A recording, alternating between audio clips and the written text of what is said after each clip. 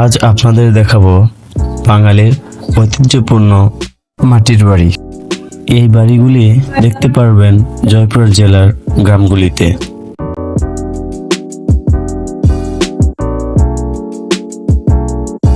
মোটা দেওয়ালযুক্ত এই বাড়িগুলোর বয়স প্রায় 50 বছর। এক পলকে বাড়ির ভিতরটা দেখলে কখনোই মনে হবে না এটা মাটির বাড়ি।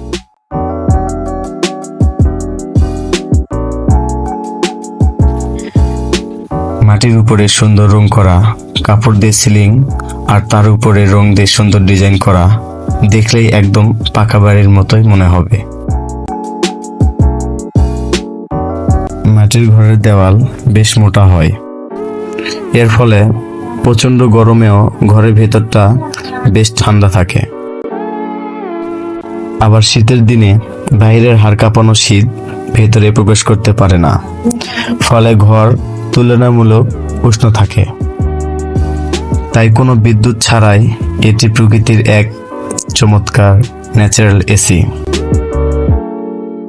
তাই তো গ্রাম বাংলায় এখনো মাটির বাড়ি খুব জনপ্রিয়।